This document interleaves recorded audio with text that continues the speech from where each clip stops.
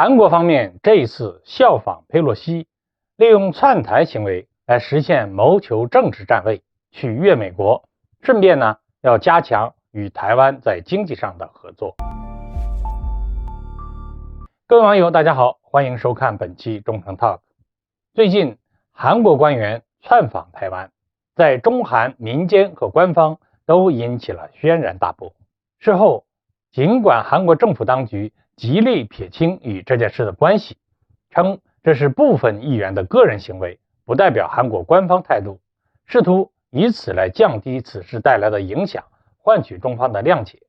然而考虑到竄台的郑宇泽等人至今依旧活跃在韩国政坛，而郑宇泽本人身为韩国国会副议长，有很大的话语权，和此前竄台的二线政客呢有很大的区别，因此事件带来的影响呢也是更加的恶劣。那我们今天就要说的是，韩国方面为何不对郑宇泽等官员的挑衅行为加以阻拦呢？首先呢，我们先来谈谈顶风作案的韩国议员。如果说韩国副议长竄台顶风作案背后和美国没有一点关系，说出来估计没有人会相信。事实上也确实如此，韩国的每一次外交举动背后都离不开美国的影子，而这一次韩国国会副议长的竄台时间也是相当的敏感，差点就撞上了中国军演的枪口上。为什么这么说呢？先来看看郑宇泽等人抵台的时间，上个月28号到30号，而这之前12月25号当天我解放军东部战区在台海周边海空域举行了声势浩大的紧贴实战的军事演习，至少出动了71架次战机以及7艘主力军舰，以轰 6K、歼16和052C 等为主的海空联合打击群，围绕着台湾岛进行了一次高强度的模拟夺岛作战演练，针对当前美台升级勾连的挑衅予以了强硬回应，向外界释放一个信号，那就是谁都不要在台海问题上做文章，这是我国的内政，触碰红线我们绝不姑息。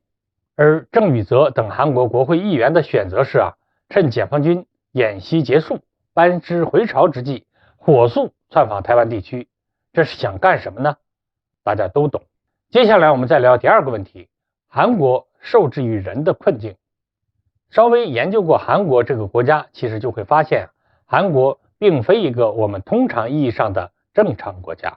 如果说日本是因为战败国的身份导致其始终无法突破各项法律的约束，那韩国则是因为出身问题一直受制于美国。经济上靠日本，军事和政治则靠美国，这是韩国建国以来很长一段时间的发展模式。朝鲜战争期间韩国主动将军队的战时指挥权交由美军控制，一直持续至今。韩国虽然有自己的军队，但开战权却在美国手中。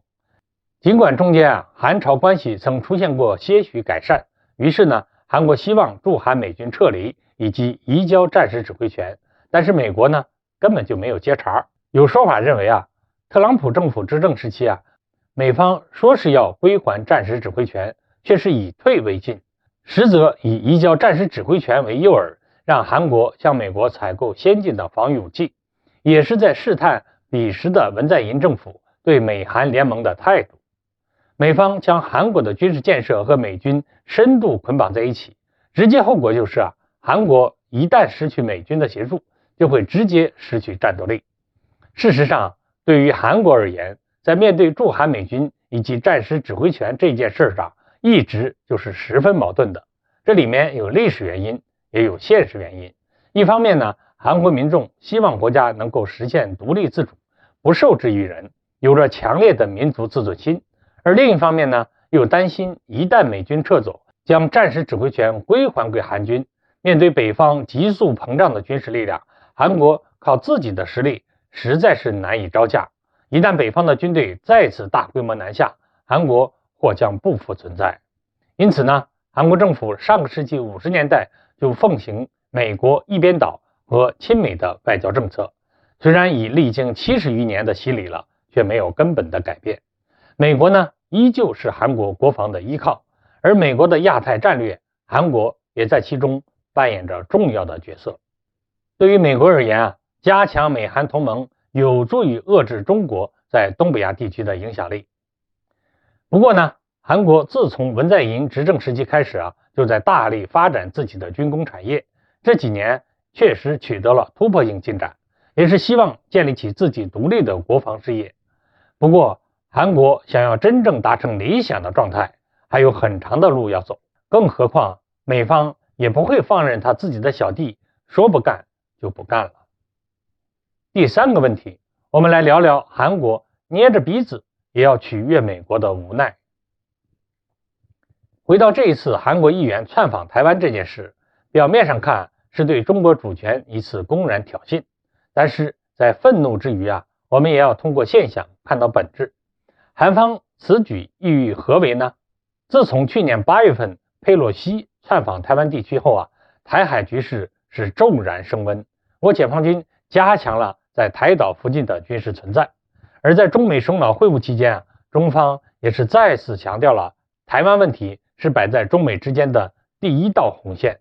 分量之重不用多说了。有一句俗话说得好，天下攘攘，皆为利往。韩国这些官员和议员们这一次效仿佩洛西，利用窜台行为，当然是为了取悦美国，捞取政治利益。除此之外，他没有任何其他理由这么做。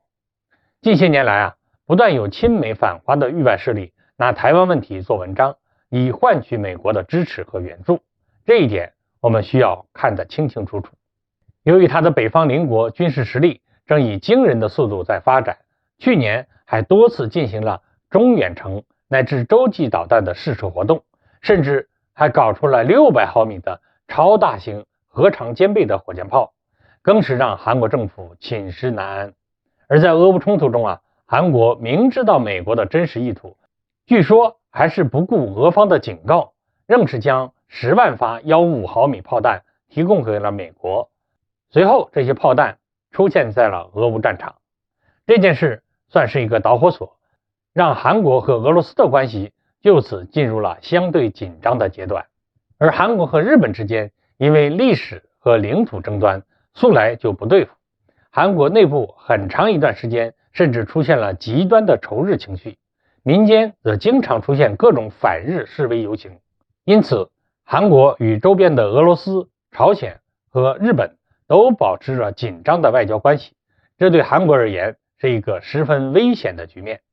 除非韩国出现一个强势领导人，将韩国彻底带回到正常国家的道路上，否则韩国政府未来在夹缝中求生的发展道路势必只会是更加艰难。好，关于这3个问题，各位网友有何评论？可在留言区关注讨论，我们下期再见。